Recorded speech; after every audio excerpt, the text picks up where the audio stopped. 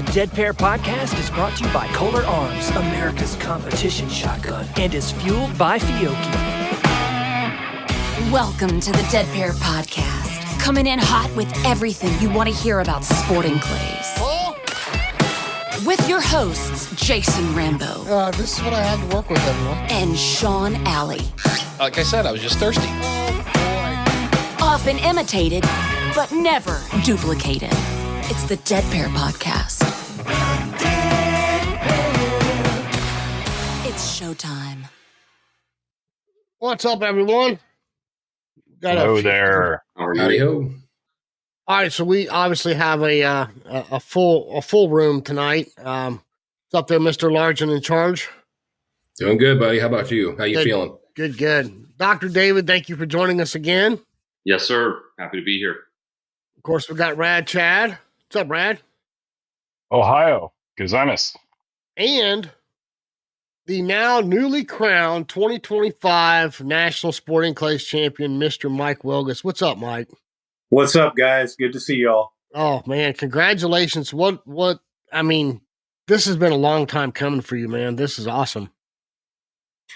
Yeah, it's been, I wouldn't say it's always coming for you, but it's been a long time. Been a lot of hard work, and I finally got it. So, yeah.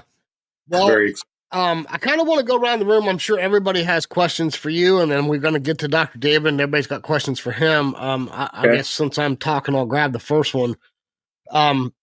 Mike, talking to certain people, they burn a lot of ammo. They burn a lot of powder leading up to nationals. Did you do the same? Did you work on anything specific, or was it just business as usual and try to put your head together this year for 4 straight days?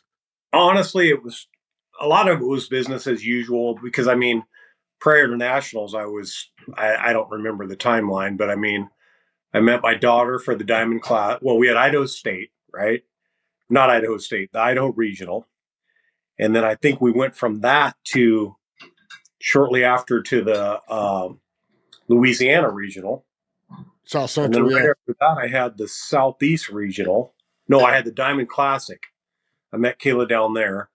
And then we had the Southeast. But I did, between this, we have a range, Rock Mountain, and I have quite extreme birds, and et cetera, up there. So I told myself I was going to go to Rock Mountain at least 5 times between that regional and nationals, which was about 12 days or something. But anyways, I went up there 8 times and I shot a lot and practiced a lot. And then from there, I went down early. I went down Friday and stayed at 74 Ranch for 2 days, shot down there with Bill McGuire and a couple friends of mine. And so, yeah, I did do a little extra training. And then rolled into nationals, took it easy for 2 or 3 days, and got going on Wednesday. Gotcha. Hey, Mike, let me ask you, what did you think about the target set this year? From my interpretation, it seemed like they were trying to change things up a little bit, but I'm curious to what you thought about everything overall. You mean on the main or everything? Yeah, on the main itself. I thought the main just seemed a little different than normal. The main, I think, was harder than normal. There was a lot more edge than normal, which I was very surprised at. I think yellow and red were pretty spot on for the masses, but when you got into orange, it stiffened up a lot. And it was more technical and more distance, and then you throw edge on that, and it hurt some people. And then green, obviously, that was a championship course, and I know the reason they did it, but it was difficult for sure. I think more difficult than last year, for sure. And the scores show it. Gotcha. Chad, what about you? You feel the same way? I really enjoyed the orange and green. That was my 2 favorite courses. Yellow, even though I shot it the worst, felt like our normal yellow course. Red, okay. You can't do much with the trees. But yeah, that orange course, man, I don't know why I was so excited after I got off it. I shot mediocre for what I should have, could have, would have. But no, I actually agree with Mike. I thought it was a little harder than it has been in the past across the board. I thought. Do we know who set each course? I don't know. I know Joe set the green course, right, and he set FITASC also. So, Yep. and that's all I know. Oh, well, I know who said 5-stand. That was Corey Howell. And that was the hardest 5-stand I've ever shot, but it was really fun. That's true. Yeah. Yeah, I mean, that was straight balls to the wall. If you came to this shoot thinking that it was, they were throwing it for the masses, they definitely didn't do that. I know Corey hurt a lot of feelings on that event. So I heard that about the green. I heard that about the green, of course, too, that a lot of people were, they had some hurt feelings over it. But I mean, look, it's the national championships. Come on, guys, it's kind of nationals. I haven't shot good at the nationals since 2016 or something back then. And it's the nationals. It is what it is. You're either going to shoot well, you have to have the suns align, and I've shot 6,000 targets before that shoot, and I've shot 200 targets before this shoot, same scores. So right. I guess I'm consistent. So for me, it was pretty good. I had a lot of fun on those courses, though. That yellow one, though, man, there was just something about it. I just couldn't get in a rhythm on it. I don't know if I didn't like it because I liked like 8, 9, and 10 I ran, and those were really, really, really good targets off that tower with that incoming Rabu and all that. I enjoyed them, but I just didn't shoot the rest of the course well. So. What about you, Dr. David? What was your take on the main event targets? I mean, this is only my 6th national, so hard to say, but I would agree with Mike. It felt a little bit tougher to me overall. I thought red was very shootable. I thought yellow was very shootable from a southeast standpoint, right? A lot of straight line birds, a little bit more distance. You could see the trap. So I felt pretty comfortable with that. We shoot a lot of that around here. I agree with Chad. I thought orange was a good course. I thought it was more technical and difficult, depending on, especially where you started. I think, that's not something we're ever going to be able to change at nationals, given the number of shooters we have to get through in a short period of time. But depending on where you start can be really, can affect your score, right? And affect the way you approach the clays. If you have a tough draw, right? An 8 a.m. start on green 6 or 7, you can have a tough morning. But I did like the green course. I thought it was, pretty classic Joe Skull. It was edgy, and it had a little bit more distance and speed on it than you would assume, especially given the edge. I mean, look at Station 10, that left-hand bird there. It wasn't that far, but it took a lot more lead and gun speed than you would have assumed so, because it was very edgy. But I think the courses are appropriate for the level for national championship, and even the red and yellow, can be difficult when you put in national championship pressure. 4 days is very difficult. Yeah, absolutely. Mike, I know that you and Kayla toured the country shooting together, and, your family was there. That had to have been very special for you to win, with everybody there. What's the theme like now at home? I mean, it's not just dad, it's national champion dad, right? Yeah, I mean, it's just pure excitement. Everyone's excited for me. And, Kayla's at college, but we talk all the time. She's just really excited, and Julie's ecstatic about it. So it's great. That's awesome. You guys normally, and I say you guys, I mean you and Kayla normally shoot together. Is it odd being on a pro squad where all that's shifted around and not being able? What's your opinion on the pro squad? Do you like it? Are you for it? No, I actually like it. I think it. I mean, I wouldn't say it helps me, but it's good for us, and it's good for her to be on her own, and I think she's going to grow from it. I think it's a good thing. Awesome.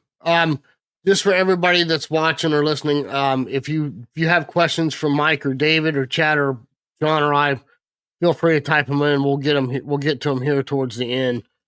Sean, did you have anything else for Mike right off the rip? Yeah, I was just going to ask. I mean, I've always wondered about, never being on the pro squad myself. I've always wondered, does it affect you any way differently, like Mike? I mean, in a big way versus just, I guess more so from the audience standpoint with all the people watching behind you. It's definitely a different level. And yes, there can be pressure. I mean, it definitely more pressure than there's ever been. But I really embraced it this year. I wanted the people there. I wanted the crowd. So it actually helped me. But, there's a lot of pressure. I'm not going to lie. So it just depends how you handle it. Gotcha. Well, what was your other events leading up to the main, Mike? Like, were you shooting well all week, or is this something that you just kind of? Yeah. Well, I started Wednesday with FITASC and probably shot the worst FITASC score I've ever shot. But that's a different story. I tested a different stock, and not to make excuses, but it was the wrong move. So I pulled the stock off Wednesday night and went right in the main and shot 73 on Thursday, and the rest. But I shot 95 in the Super Sport. Came right off the main on Saturday. So I was pretty jacked up, and I guess I wasn't quite ready to focus. And I missed 2 on the first station, ran it all the way around to the end on the 6-bird station that looked quite easy, and I missed 2 birds. So I shot 95 on that, ended up runner-up. K-Cup, same thing. Right after the main, had like 10 minutes, went over to that. And I shot 95 on it, but I finished at 640 at night. So lighting got a little tough, but I wasn't crying over it. I shot them pretty darn good. Dr. Dave, you lit it up on FTASC, man. And I brought this up before we got started tonight. I think, unless somebody can tell me different, I think this is the first time the veteran has won both the overall for sporting and overall for FTASC at the national championship. Well, let's back up with that just a minute. You guys carry the flag for us for our veteran team for Team USA. It's got to be kind of special, the two of you, that we're able to pull that off this year. For sure. And as a non-pro class shooter, to win a major event at nationals is rare. I think actually the gentleman that won the K-Cup is not a pro class shooter. So, props to him as well. It's, intimidating to say the least, right? When you're looking at the talent and the depth of talent that's there at nationals. Thankfully, I really didn't have to do that. When you're shooting FTASC, you're just shooting with your squad, and actually was shooting with 2 gentlemen that I know from South Carolina pretty well. I shot with Rick Hemingway and Riley Godwin, and another young man from Louisiana that I've shot with before. So I felt pretty comfortable. And, FTASC to me, it just seems so much more of an individual sport, in a sense of when you're squatted with people in sporting, or, any of the pre-mounted games, you kind of feel a bit more kinship with them. When you're shooting FTASC, I kind of feel like I'm just there by myself. But it definitely was, I'll be honest with you, Jason, I'm not afraid to dream big, right? Not at all. Not in my fishing tournament history or anything that I do, but I can't ever say, even when I was daydreaming, that I would imagine myself winning FTASC overall. Veteran champion, I think I'm capable, but when it fell out the way it did, no one was more surprised than myself. That's awesome. That's very cool. Yeah. Like I said, it's just, to me, it's just I don't know whether they call it swan song story or whatever. but 2 veterans, actually 3, you just informed me, to win 3 of the majors at a national championship. That is so cool. I think it's awesome. And I think it's something that's, 1, I don't think it's ever been done. And 2, who knows? We may never see it again. But hey, man, I don't acknowledge that I'm a veteran. So, well, Mike, I can attest that you're in way better shape than I am. So, which that's something else too. Both of you guys are very big on your health and your fitness and stuff. So, do you think? Well, I'm sure that plays a big part in a multi-day event like this, right? Oh, it's huge. But to put it in perspective, I walked the whole nationals. I did not have a golf cart. I walked every event. Did you really? I did. And I think it paid dividends. When I walk, just like when we're in Europe, I pay a lot more attention to what's going on. So I think it was huge. Interesting. I would speak to that in a sense that after Cyprus and first traveling 10 days in London and then another week or so in Cyprus, I did not shoot the best that I could have in Cyprus due to kind of some physical limitations. So when I got back, I felt like it wasn't a technical issue for me. It was more improving my core stability, spinal mobility. So I worked on that pretty diligently every day since I got back in July. And I think, like Mike said, when you've shot all week and you're down on Sunday and you need to really make some good moves, it does pay dividends. Absolutely. Well, Chad, you're too quiet over there. I know you're probably sitting on a question from Mike or David. I don't know if it's a question. It's more of a comment, because I've known Mike since I started in 2007. I met him at, I want to say I met you at Boulder City, probably, shooting off against Zach and Tommy and those guys. And I was like, who is this dude? But I've always looked up to you, as you know. We've talked a bunch over the years. But I want people to know something about you, because I don't know if the question, I think I know the answer, but I think the answer may have changed just because we're 20 years later, 15 years later. When you started, you started with a Benelli shotgun, right? Is that correct? No, I started with my very first clay was shot with a Browning 425. Okay. Did you ever shoot an auto semi-automatic? I did. I had a red, white, blue Beretta 391. Okay. Gotcha. Yeah. Okay. So I knew it was either you or Gavin shot the Beretta or the Benelli for a bit. But so I don't know. You teach a little. Yeah. I don't think you probably try to burn the house down on fire with teaching like we do, because you actually continue to have a regular job. Is that correct? I do. Yeah. So that just goes to show you, everybody, you can do this if there's 24 hours a day. But something that I've noticed over the years is you've kind of always done your own thing with shooting. Because when you came on the scene, or you were already on the scene when I came in, when it was shooting zones and all that stuff. But you always had your own style. And I know you shoot with different people, Zach and things like that. And but do you have a style, a true style, or is it you just pretty much learned on your own and never took lessons, and you just shoot targets because of how many you've shot over the years? You just move out, shoot, and handle it, or do you feel like you have I have not taken lessons, but I shoot a lot of pull away and some sustained. I mean, I shoot all the methods, target dependent. Just I've shot a lot, so I know what to use on given presentations. I don't use a lot of swing through, but no, I have my methods for every bird. Now, do you feel, because I watched you, well, I'm not going to say what I thought I saw, but I followed you around the course. You attacked every station that I saw, even when you missed, but it seemed like you just got in there and shot at them. And I know that's probably not the case because I wasn't standing right behind you, but not the case. But I did shoot pretty aggressively from station 5 on. I just made a conscious effort to go after it, and a lot of the targets were better shots early, so yeah, definitely I was getting after it from station 5 on. Gotcha. Okay.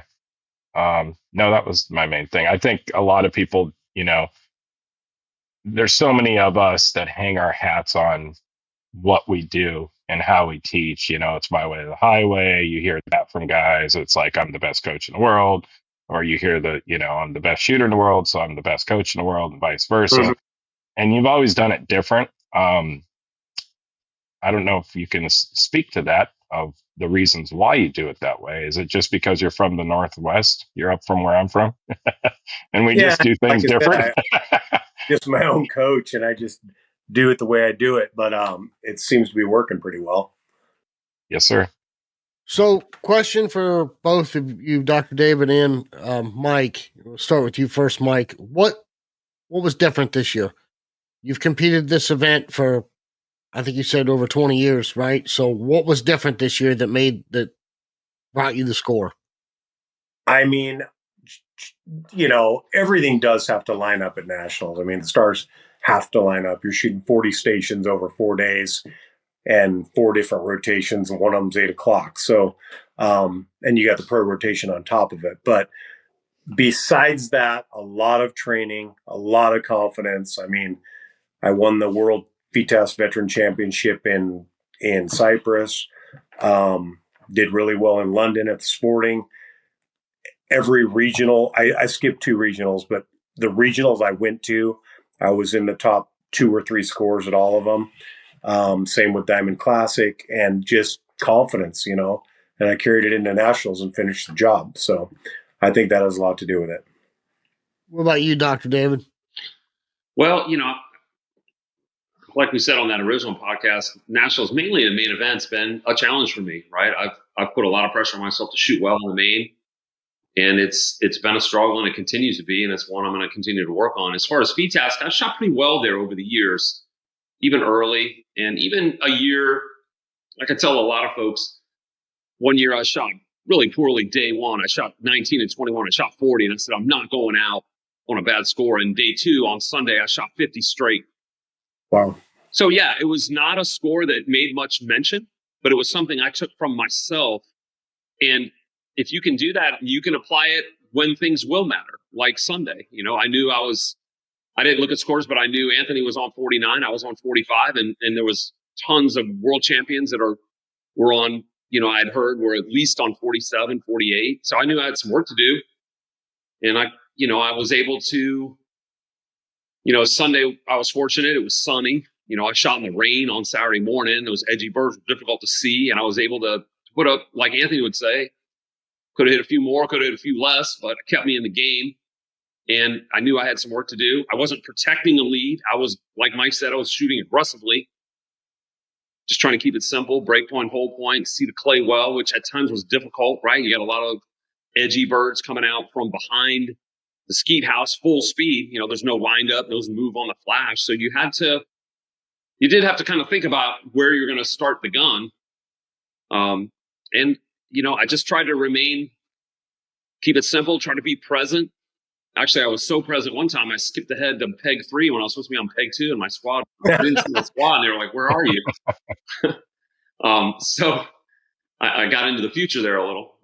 But, you know, I would say when I finished, I didn't feel that I had done, you know, something spectacular. It wasn't like, oh my gosh, I shot 50 straight and you know, I crushed it. I felt like I'd shot a good score. And when I rode back to the clubhouse at 12, you know, scores weren't all back in yet. I said, well, that's a decent score, and we're going to put your cards on the table and see where it ends up. And I honestly, you know, I didn't think that would hold up given where the level of competition was and the numbers they were.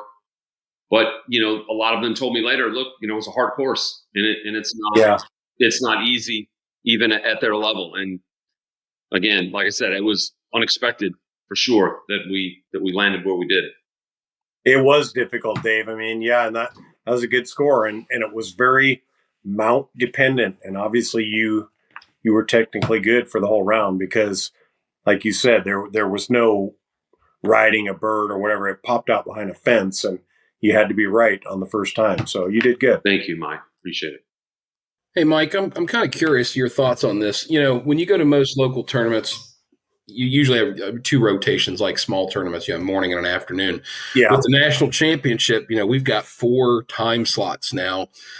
And, you know, in Texas especially, I mean, you get a lot of different looks, a lot of different lighting conditions and stuff throughout the day. Was there a major factor? I mean, or do you think there was the worst time of day to shoot a particular course, or that may have been a disadvantage or an advantage for some people? I'm not sure because I didn't see them all, but I felt like we got pretty lucky having yellow at 8 a.m. And that particular day, I felt like it was pretty light compared to years past. And I can imagine like orange and red were probably kind of shadowed on that day a little worse. Mm-hmm. So I think that I feel like the condition we shot in were pretty darn good for nationals. What about you, Dr. David? Yeah, I mean, I would agree. Again, I think if you had an 8 a.m. draw on green, you know, and you started on the second half of the course, you were at a disadvantage. It was going to be difficult to see those edgy birds, especially if, you know, you got some older eyes. It was going to be challenging. if you shot 5 stand with a south wind, right, you were looking at some legitimate 70-yard droppers, which Brandon and he was right ahead of me. It was unbelievable how far they were. They were big. Yeah. I got that. I would say, too. Saturday morning in that clouds and rain, it's difficult to see a lot of those edgy birds. I mean, on all the courses, there's always a plethora of quartering out black edgy targets at distance that are difficult to see and mount on, get the gun on, whatever the course was. I think actually overall, though, Nationals does a great job of providing visible targets with time to shoot them. You know, it's amazing they do that well and still create a challenging course. There were a few pairs I'd say were a little tight on 5 stand, but for the most part, you have time to shoot the birds. And that's such a critical aspect of target setting. They do well there. So this is something I'd like to hear everybody's opinion on. You mentioned something a minute ago, Dr. David, about protecting the lead. You know, and I'm speaking specifically on the main sporting course, the 4 main courses. I think that the NSCA does a really good job of trying to understand that there's not just the pros there. There's, what was it this year? It was 20, I don't know. I keep hearing different numbers, like 2,800 people there or whatever. They did a really good job of making sure that all the classes had something they can hit. It wasn't all just set for the pro class. So I think there was a good variety of targets there.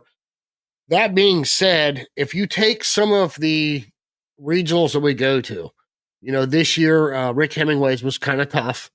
In comparison, the targets at the Nationals are really not as hard as some of the places we see out on the circuit. So what is it about Nationals? Is it because it's 4 days? Is it because it's the allure of national championship?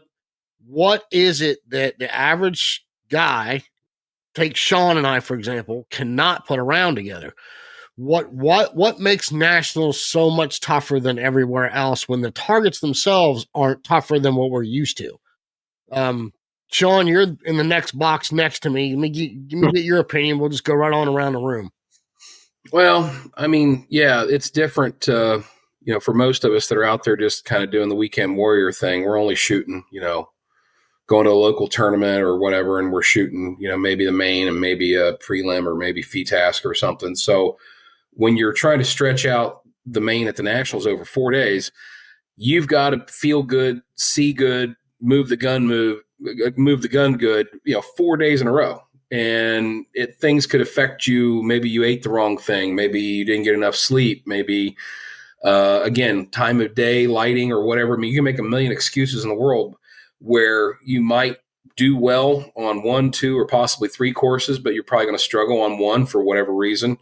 And I think it's, you know, the guys and gals that are really experienced and have been through the grind, those are the ones that kind of rise to the top because they've been through that pressure cooker before. But most average people go to a shoot, they shoot maybe Saturday or Saturday and Sunday, other than like a big event like a regional. And so when you're grinding 4 days in a row and trying to keep that average up, trying to keep everything moving right, looking right, keep the gun, you know, breaking the clays like it should, it takes a lot out of you.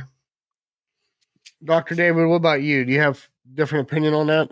No, I mean, I don't disagree with any of that. I would say also it's the depth of talent. You've got, obviously, all the pros are there, right? And they're not always at every regional. They're all there. You also have a ton of really good shooters that are not necessarily as well known, but regionally are excellent shooters. And they're there as well. And they're bringing their A game also. You know, I would say it's just the pressure of being at Nationals, right? It's the place where everyone wants to shoot well. And, you know, I think the third thing would be that, you know, the lighting in Texas and the background and the ability to judge distance, depth perception is pretty unique, right? For a lot of our Western shooters, they're pretty used to it. But for many of us in the Southeast where, you know, there's a good number of shooters obviously come from east of the Mississippi, it's a different experience and it takes some getting used to. You know, you start even on the practice course, looking at the distances of some of those birds, it's quite a bit more than we're used to. There's sometimes a little bit more spring. And you don't have the trees and background to really kind of mark things. You often don't see the trap. So you have to work off a bird a lot like what Mike and I shot overseas, right? At EJ Churchill's, the bird is often, the trap's hidden. It's a black target in the sky, full speed when you first see it. So that's a different approach, and it requires you to kind of work off the bird itself, whereas a lot of people are going to work off the flash, especially here in the Southeast where we shoot a lot of orange targets off and we can see the trap and we can move on the flash. There's really not often a flash there to move on. So, you have to pay close attention to hold points. If you hold too close to the trap on a black edgy target and the bird beats you, you tend to build too much gun speed, go past it. So I think in some ways it's a little bit more technical. You got more distance, tons of pressure that you've put on yourself or extrinsically, and you got all the best shooters in the country / world that are there. Well, Chad, let me twist it a little bit for you. You and I talked about this. We've shot targets at LA Clays that were way harder than these targets, and you and I both struggled there this weekend. What's your take on it? I just, oh man, there's so much about it. Let's see. If you're a first time person there, it's just the overall, just a straight up, kind of like Jack Links. It's just a straight up awe of that many people showing up at an event that you may never have been to. And then just navigating the real estate, right? So, where do I go for K Cup? And this year, if you've been there, I've been there, going there since 2007 or 8. And, they can put K Cup may be in the same place every year, but, they move sub gauges and 5-stand and FITASC. And I've been there for state when one of the main event courses was where the Super Sport was, and one was over at where K Cup was. So I think it's just the real estate, and just for the first time, it's just the awe of it all. Navigating, not getting your stuff stolen out of your car, like what happened to, a first time shooter that I know this week, as he was, checking in the hotel. They took everything out of his car right in front of the hotel while he was checking in. So he didn't even start the event. Going in, registration's pretty standard for any shoot you go to, but then to go get a card, you got to go to the pro shop. And then there's, 2 different, makeup breaks, and there's so many gun things to do, and your towers were there, you're shooting, it's like a big trade show for me personally. So I think for the veteran people that have been there going a long time, I think there's an extreme of one side and the other. I've seen guys like, Wendell they'll disappear as soon as they're done shooting, right? You've seen that, Mike. It's like, where'd Wendell go? And then there's guys like Mike. I've been following Mike for years. We're buddies, but he's also a hero of mine, even though I think, no, you're older than me, so never mind. We're all legit still. But, Mike's up there shooting, and, the pros or the Top Gun shootout, that goes till way late, and then you're hanging out. If you've ever been on a podium at that event, you're not getting out there. You better fly out the next day. I mean, I saw you guys in the airport the next morning, and you guys looked like death because you didn't get out there till real late. So we didn't go to bed that night. Yeah, that's crazy in itself, right? So, I think some people go in there. I got students that go in there and they shoot every single gauge and event that is possible from the Saturday before till the Sunday we leave. That I don't know anybody, even if you're training every day in and day out, when you add the competition side to that and the stress level of that, nobody can compete and be consistent that long of a period of time. So I think picking and choosing your events it can help. That was actually one of my questions to Mike. Have you ever went into that event? Kind of like David was the extreme of it this year. Is like, I'm not shooting any side events. I'm just doing it like the world's, just shooting, David, don't laugh, because he's probably told everybody the exact same story. I spent 45 minutes talking with David about it on Tuesday night. And it's this, right. So, so did I. So, he just went to do the main event, so he's not doing anything else. I know people that have you ever done that, Mike? First, have you cut out a bunch of events, or you just no shoot like normal? I shoot like normal. Yeah, it's not too much. I mean, I just do the normal major events, but I don't feel like it's too much. Is it now that you're a champion, and I know you've been chasing this for eons, and you've won multiple U.S. Opens, you're a total top dog in the world. Does it ever get boring coming to the national complex for you? No, Because it's on the same rotation and the same road and stuff like that. Because I've heard that from other people. Like they no, just can't get excited. I wouldn't say boring. No, I get excited because of challenge. So, Right. yeah, does it look the best? No, but you kind of know what you're going to get. But no, I don't get bored. I'm always excited for the challenge. Gotcha. I mean that's probably a big thing right there, right? If you're not ready for the challenge and you even have that thought in your head, you're You're not probably winning. Yeah, you're not going to win. yeah. Well, Exactly. I know you had this year you had the least amount of trouble as anybody else that attended Roth Road this year. But in years past, what would you say it is? Because like I said, we do shoot harder targets and the targets there aren't that tough, but it just seems like it's hard to put a round together. So what in your opinion ordinarily causes the difficulty in putting a round together? We might have just lost him. I think we might have lost Mike. All right, we're waiting on Mike. We'll bring this question up. Doc Woolley says, what brand chokes, constrictions, and ammo did David and Mike use at the event? Absolutely. So, for the last 5 years, I shot a fixed choke gun, and then actually at Nationals last year, I got a fixed choke gun, and then I had Tom Wilkinson out of North Carolina, who does a lot of work with ATA shooters, trap shooters, put his flush mounted chokes in there, and I shoot 20 thousandths or modified in FITASC exclusively, and then I'm back, guys. Oh, there he is. There's Mike. Mostly in ammo for FITASC, I shoot the AA 1290 1 ounce 7.5s. I try to keep all that simple. As far as sporting, I shoot the 1 ounce 1298s and some 7.5s for rabbits. Mostly I shoot the mods. I will open up for a ski choke with some of the closer rabbits and things, but again, try to keep that simple. Okay. Well, Mike, we were answering a question while we were waiting on you to come back. Why don't you go ahead and finish what you were saying? Yep. We lost you there for a second.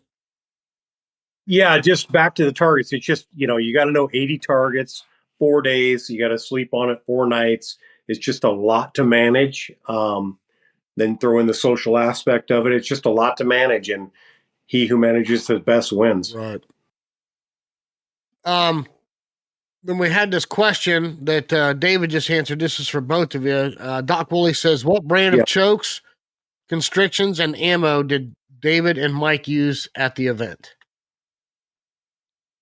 I used my extreme chokes, and mostly mine measure about 17 or 22. So I used either of those. I mean, I think I put a Skeeter and ICN on a rabbit once or twice, but I used all Winchester Diamond grade 7.5s for the whole main event, and FITASC 1290 1 ounce 7.5s. Were they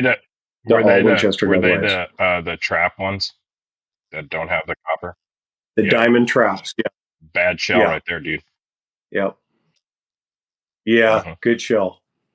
Got another question here for you, Mike. Michael says, would love to hear Mike's pre-shot and post-shot routine.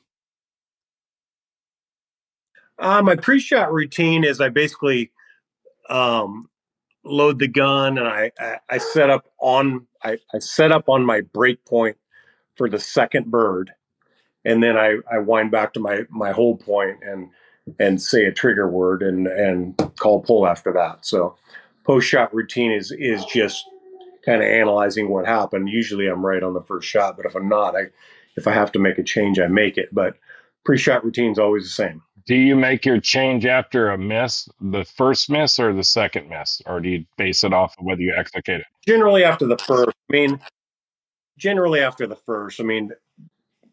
90% of the time I'll know what I did wrong. It's when you don't know what you did wrong, you make, a 3-bird mistake, but that didn't happen at this one.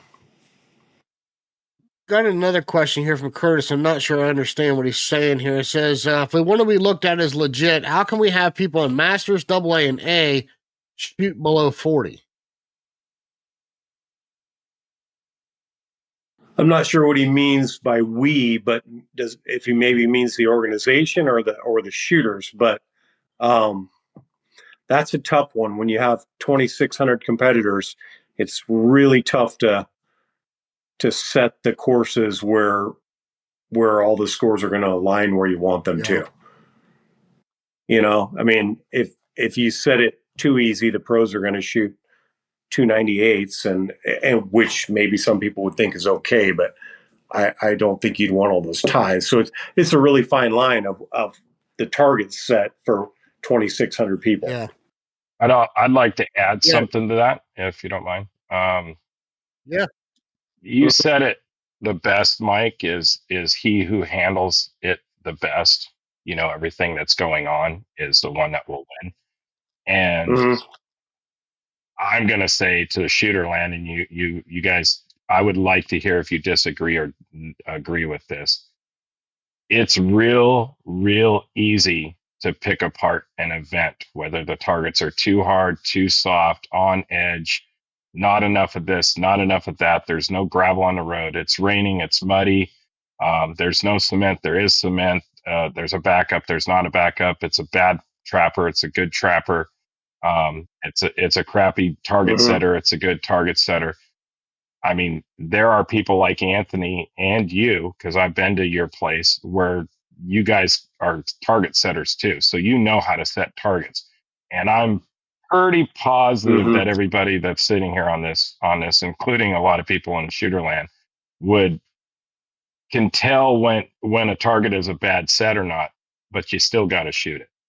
And would you say if you don't manage that kind of stuff, whatever you want to call it, expectations, whatever, you could go down a rabbit hole and make an event pretty miserable. That is correct. And I never complain or critique targets. I just shoot what they throw. So, and that's probably an advantage because I just shoot what they throw, whether I like them or not. But you don't want to get wrapped up in all that. Agreed. Mike, let me ask you this. You're not one that complains about stuff like that. But if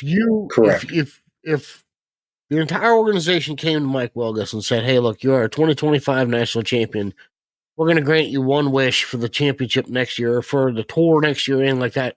What would be something you would change? Would it be something, and I'm just throwing an idea out there, like I personally would love to see super finals. What would be something that you think would be really cool that we can add to our game or add to the facility or do something different to the tournament? What would be something you would like to see change? It would never happen, but I'd honestly like to see no golf carts for the pro squad, just like we do in Europe. Just everyone walks. That would be cool. But it probably wouldn't. Does anybody know why the lane? Because I shot Super Squad last year, and there was an actual dedicated lane on the green course, so nobody could go around. And I saw that you guys were struggling getting around the course because they didn't have that lane set this year. Yeah, I'm not sure. Yeah, that was a little different this year. Because I saw you guys looking.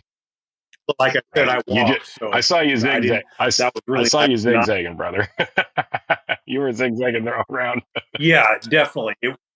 There was a lot of people out there, but that was part of the buzz, I heard right? some people on your squad were a little bit vocal about the lighting. Did that bother you, like on 1, 2, 3, and 4? Like I heard it coming from other people. Okay. No, not at all. No, I was running. Actually, I've been running pretty light lenses. I was running 56s on Sunday, even looking into that sun. And I ran 72s on all the other courses. So I shot pretty light lenses. That's really good. Well, Dr. David, I'd like to ask you the same question. And again, you're not one to complain either. So if you had a wish, like what's something that you would like to see a change?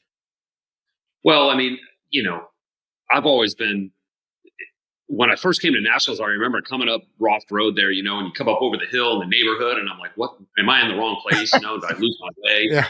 And you come up over the hill, and whoop, there it is. And obviously San Antonio's grown around National Shooting Complex. It's been there quite a while. When you get down to the nuts and bolts of it, they run an amazing number of people through what's about a square section, right? A mile square. Unbelievable, over 1 million targets in a 9-day period through there pretty doggone efficiently. So for what they have, they do an amazing job. I would say, if I could, since you asked, I would say if we could rotate, because a lot of people, I think there's only so much you can do with FITASC, which I think demands a bit more terrain changes. If we could rotate FITASC with super sporting, when FITASC used to be on the super sporting layout, it was, I think, a little bit more challenging and interesting. I think it's difficult. It's challenging for the target setter when they have, a row of skeet houses and trap houses to introduce more variety, because there's just not, it's a pretty monoculture environment for the target setter. And they do, yeoman's work with what they have. But if we could rotate that around, that would be pretty good. The main's obviously going to be where the main is. That really can't be anywhere else. Right. K-Cup's pretty stuck where it is. And I think it works well there. But, if we could alternate FITASC and super sporting, because I actually really enjoyed the super sporting targets. I didn't shoot them great, but, I thought that there's a lot of potential over there with, the trees and the closer area. And then you break down into that kind of area there by the pond. And then you have some open areas there. And there's a lot of options there. So that'd be one thing I would say. The other thing I wanted to ask both of you, Mike, did you shoot 5-stand? I did. I shot that on Thursday after the main. And that was kind of the talk of the town, is how tough it was. What was your take on it? Oh, it was definitely tough. You really had to stay in the game to shoot a big score. I actually I shot the first 3 really well and just went to sleep on the last one, which didn't appear as hard. But I thought it was definitely pretty difficult. I enjoyed it, but I could see how some shooters could get really beat up on it. I mean, it was tough, especially when you get the south wind almost every day and every bird's, the wind's at your back. That was a tough layout. What about you, Dr. David? Did you get a chance to shoot it? Yeah, I actually shot it Thursday afternoon in that wind, just like Mike did after the main. And I shot the same rotation. I didn't shoot the pro squad on the main, but I was shooting after, would that have been 10 o'clock, I guess. So I shot it in the afternoon, and it's very enjoyable to shoot. I'm not a big 5-stand shooter. I have a pretty deliberate approach to the game, and 5-stand sometimes makes me a little bit anxious because it moves faster than I'm comfortable with. But I always shoot it at Nationals, and here's something I'd share with people too, that, some insight that I found this year. I actually shot 5-stand really well, and I don't normally. I think I was veteran 4th or something. I shot 83, which was a pretty good score for me. And it's because, hey, I just looked at it as a fun event to do after the main on Thursday. And I didn't put a lot of pressure on myself like I do in the main, and ended up shooting it very well. And like Mike said, it was actually quite challenging. I mean, there were some report pairs like on layout 3 that had pretty mean trap teal, and, some big true pairs that were blown way out, and some pretty edgy fast birds. And some of the true pairs were pretty tight. And, when Brandon shoots 85, it's a pretty challenging layout. He shot right ahead of me. So, I would say to folks, if you can, in a sense, trick yourself to not putting quite as much pressure on, you might be surprised how well the gun moves. I certainly found that. And I enjoy 5-stand at Nationals. So I always shoot it. And, it's usually, to me, it's one of the often more challenging events. Well, Chad, you shot it, and I know you said you didn't score as well as you wanted to, but you thought the targets were enjoyable. They were big targets. Yeah, I shot it on Thursday afternoon, I think, at like 3:30. So yeah, I had the wind. Look, I shot with Mike up at the Western Regional. Didn't like that 5-stand. I was actually pretty vocal about it to management, just to let them know, because I've said it to Anthony too. I know you can get a lot of people through, but if you have a 5-stand set up like that, where there's one target that you have trouble with, you're going to lose 6 targets without trying, and or possibilities. So it's a little bit tougher.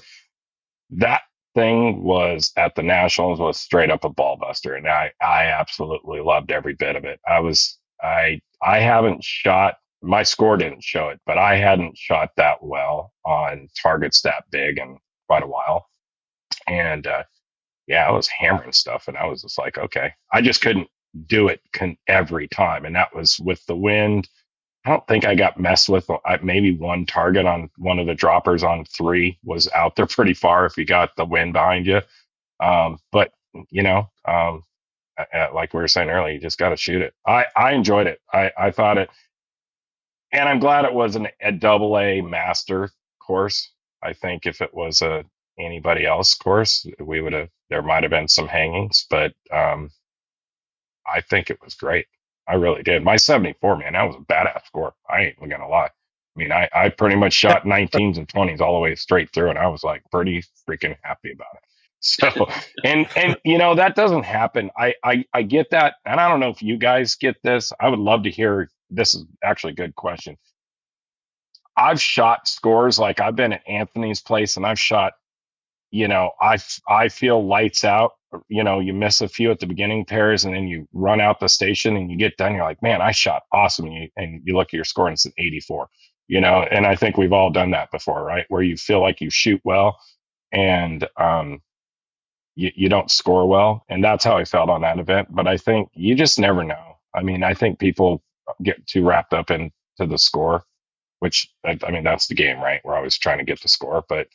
Yeah, if you can, I know a lot of people are going to be watching this and they're going to go, I heard about it and I'm never going to shoot the 5 stand there, screw that. And you got to do it. I think even if it's super hard, you got to challenge yourself. It was cool. So here's one for you, Dr. Dave. Serious question for Dr. D, as I am in awe of his performance. What 1 or 2 things to see credit for the rapid rise to the top of the sport? I think we kind of covered that in that podcast we did, Dr. Dave, but you want to summarize for him? Sure. I mean, I would say before I shot high-level sporting clays, NSCA targets, my first full year of competition was 2019. I shot a lot of Olympic skeet back when I was medical training, because it's just cheaper and quicker to do. I didn't really have time and money to shoot sporting back then. And so I think that helped me really perfect the mount, because it's an even faster game than FITASC is. And I would say that, Mike's a great example. I've shot with Mike. I had the pleasure of doing that quite a bit last year, and then certainly this year overseas. And he's got way more experience than I do. I didn't start shooting until I was, 50 years old. And if you're going to go from, I have about 35,000 registered targets, to compete with someone who has over 200, or I think it's close to 250 now, maybe, and 20 years of experience and has won major events, I can't replicate that. But what I can do is I can try to study the game as well as I can and really understand what I'm doing in training, how it feels to move, and really replicate that. And I think in a lot of ways, like we talked about in the podcast, FITASC is much more instinctive and it's much more of a trust game. I feel like sporting is more technical in a lot of ways, and it requires a lot more planning outside the box. Not that I don't plan in FITASC, but I'd say I think you can plan too much. And, if you can pay attention in your training to how it feels and learning to really improve your mount biomechanically, leading with your forehand hand, really understanding how it feels to make the move. Because when you're out there and the pressure's on, it is about how you feel, how much you move the gun, how hard you have to push on this certain bird, or how much you have to maybe not push as much on a long off-speed clay. I appreciate what this gentleman has said. It's a very kind comment, but I would say 6 years of hard work doesn't feel very rapid. I've failed a lot, and Mike can certainly, tell you that as well. He's been shooting for a long, long time. And again, I think trying to really understand the game is the way I can compensate for starting this sport at a fairly advanced age. Well, I promised I wouldn't keep you two on here very long. What's your take, Mike? I mean, obviously you're happy you won the national championship. Nationals as a whole, though, for 2025. Yep. It was an amazing experience. I mean, I loved the targets throughout. I was with my family. Kayla drove up from college, so we got to spend the week together. Desi's Hall of Fame induction. Just the whole thing was great for me. You know, besides winning, that was amazing. But it's a great week, great experience on a well-run shoot. I mean, probably the largest shoot ever in America, and they did a great job with it. So, very pleased. What about you, Dr. Dave? I mean, I would agree with Mike. I back to this gentleman, Mr. Rick there. There's many years I'm getting back on that plane Monday morning and really disappointed. But I think persistence and taking an honest look at your game and seeing how you can improve, and then working on your mental game. That's definitely going to be my focus for trying to improve my score in the main event. Trying to shoot the way that I shoot FITASC with more trust and more confidence and just turning loose. I think Mike is a perfect example of that. When he's shooting on top form, he 100% trusts what he does. He has no doubt, and he shoots with instinct and trust. And that's really, if you're going to shoot the best that you can at whatever level that you are, you have to channel that. Like my friend Matt Miller says, I'd rather miss reckless than miss careful. So, that's what I would, my takeaway from nationals. Obviously this was, very somewhat unexpected for me, and it was a tremendous silver lining at the end. But I always feel like, like Mike says, I'm there for the challenge to try to shoot it the best I can. And I'm often in awe of so many other people's performances, but where else can you participate on the same course that the best shooters in the world do? I mean, we're not going to be able to do that in golf or tennis. They're not letting me in to play, Pebble Beach, but we can do that, and we can experience, the thrill of high level competition at whatever level that we find ourselves. You guys got time for a couple more questions? Absolutely. Doc Woolley said, any opinions on how to get sporting clays more affordable to get more people? Ammo and target prices ammo and target prices are making it difficult for many to enjoy our great sport. Dave? Well, I would love to know the answer to that, because I'm not a sponsored shooter. It's coming out of my own pocket and mostly my wife's, to be honest with you, since I'm retired now. But I would say that trying to buy ammo in bulk, split with some friends of yours and in pallets, right? That's a good way to do that. I don't necessarily think that you have to absolutely, our premium ammunition isn't great. It is great, but I think all the ammo right now, even like the Fiocchi Shooting Dynamics, which I train with, I shot some today, is an excellent, load. And I would feel comfortable shooting it even in tournaments. If, you're looking at saving $20, $30 a flat, that's pretty significant. If you can drive to a lot of the events rather than fly, I think that saves you a lot. Like Mike said, if you can walk and not rent a golf cart, if you can get a couple of guys together, you can rent squad together, you can split a rental car. Depending on how good of friends you are, you can even split a hotel room or rent a house together. I mean, there are ways to make it more affordable. Is it an inexpensive sport? No, absolutely not. How you can get around target fees, I don't have the answer to that. But as far as the incendiaries, I don't go out to dinner much when I'm there. I buy food at the grocery store. I eat simple meals. I cook if I'm renting a house. I cook at home. So I actually find that that's better. After a week of restaurant meals, I don't think you're going to shoot your best on Sunday. Right. Right. So I think there are a lot of ways that you can make this. You don't have to kind of live high every time you go out. And a lot of the guys that are coming up in the game that are on the pro squad, you'd be surprised. They live pretty lean out there. They're trying to save their money for training and to shoot as many shoots as they can. So there are ways that you can do it, but target fees, I think that's kind of a fixed cost. Yeah, and it's probably just going to go up. I guess the other thing would be is, can you pick and choose which shoots you go to? I try to go to the shoots that are most high yield. If you think about it, most target fees are about the same. I'm going to get a whole lot more out of a regional, a state shoot, a U.S. Open than I am from just, kind of a regular garden variety shoot. I'm going to learn more. I'm going to have more interesting, more difficult target sets, and I'm going to come away with more. I mean, if I traveled all the way to nationals and it was skeet in the woods, as they say around here, I'd feel like I didn't get my money's worth. Right. Yeah, it makes sense. What about this one, Mike? You got an answer for this one. It says, what is a station that stood out to you? Green 8 definitely got me. You mean as far as difficulty I think that's goes? what he's referring to here, yeah.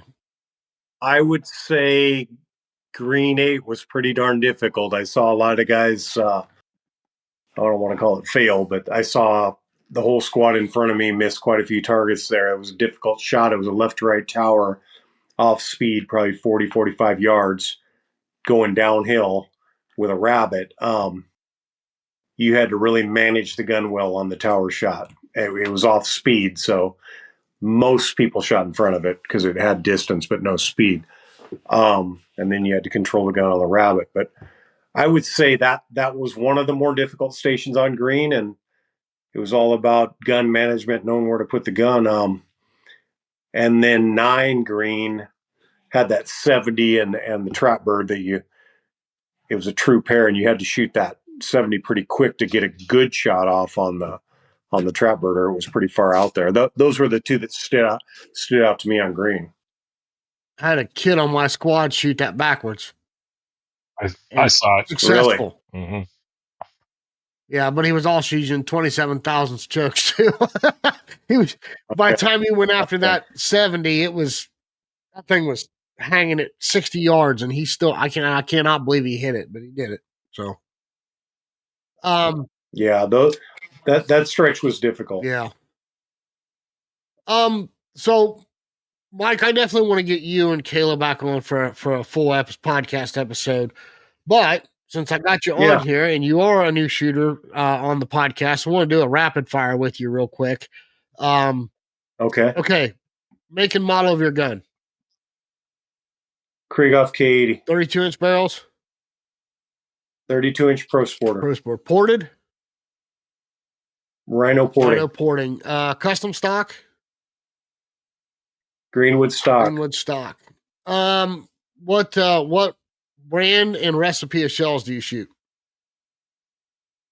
Winchester AA diamond grades. 1250 ounce and an 8. You 7.5? They only make 7.5 in that. Okay. Yeah. Oh, I'm sorry. Your chokes. What constriction? What's your go-to constriction? Extremes, usually 20s or 15s. Okay. What brand of chokes are they? They're extreme titaniums. Okay. I know you're a vest guy, correct? Yeah. Castellani? Castellani, yep. Castellani USA. Okay. And eyes, I think you mentioned Pila's. Is that correct? Pila's, Clay Target Vision takes care of me on that. What do you use for hearing protection? You know what? I just use foam plugs. Really? For me, they're the quiet. Yeah. I've got sound gears and whatnot, but I use the foam plugs mostly just because for me, they're the quietest. Interesting. And then the last question we'll always ask is, what's in your bag? We're looking for something odd like that lucky rabbit's foot or something that people might not be privy to. You know, my tape for my finger, I don't know if you notice, I always tape my right finger, my second finger. But another thing I've been carrying, a gal gave it to me in Europe a couple years ago. It's like a liquid, because I don't have checkering on my gun. So it's like a liquid you put on your hand, and then it turns into white powder for grip. So I was using the heck out of that on Sunday in the Maine when it was hot and sweaty. So that's one thing in my bag I use a lot when it's hot. Kind of almost like a rosin, like for weightlifting or something? Yeah, but it goes on as a liquid, and then it turns into powder. Turns into white powder. It's cool. Yeah, Hey, Mike, did you it's did pretty you cool, chalk man. your barrel at the ninth shoot, or did you not? Okay. No, I don't. I don't. I mean, I don't. That doesn't do much for me. So no, I didn't. I've done it before, but I don't really see a difference. You have a bead on your gun or not a bead?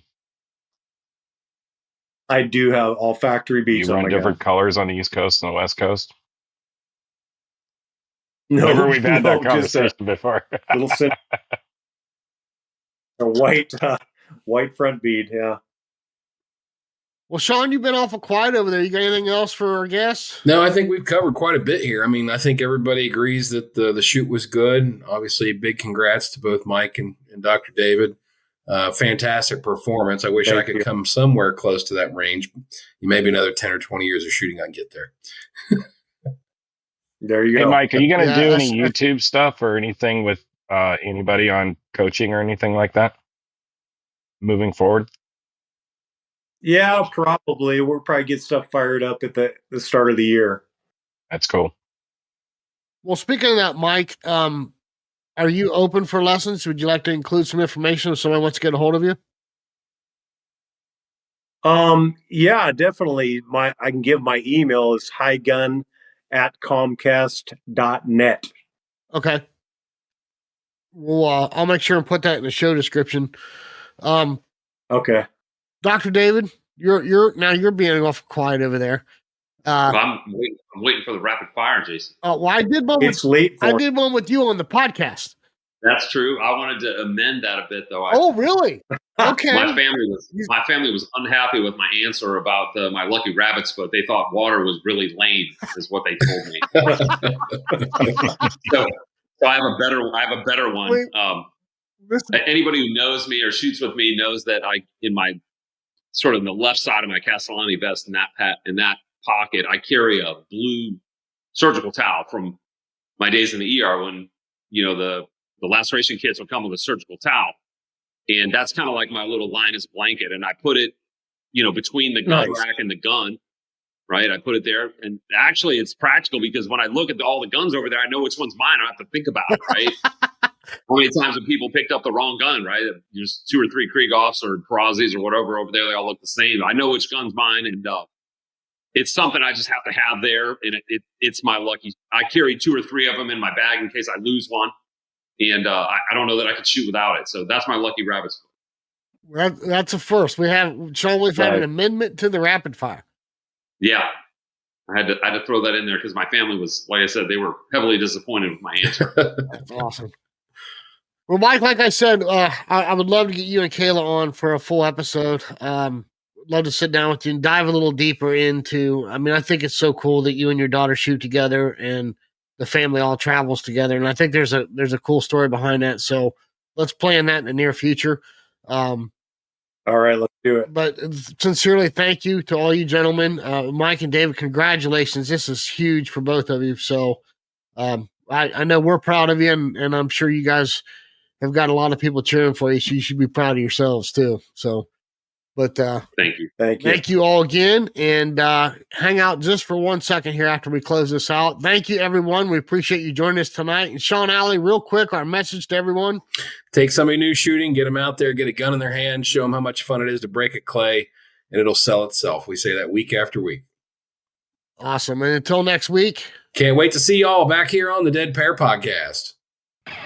We'll see you next time on the Dead Pair Podcast. The Dead Pair Podcast is brought to you by Kolar Arms, the mark of performance, and is fueled by Fiocchi USA. The Dead Pair theme song was written, arranged, and produced by Toby Tomplay. Special thanks to the following sponsors: Atlas Traps, Ranger Performance Eyewear, Rhino Chokes, Long Range LLC, Taconic Distillery, Score Chaser, and Clay Range Design Works.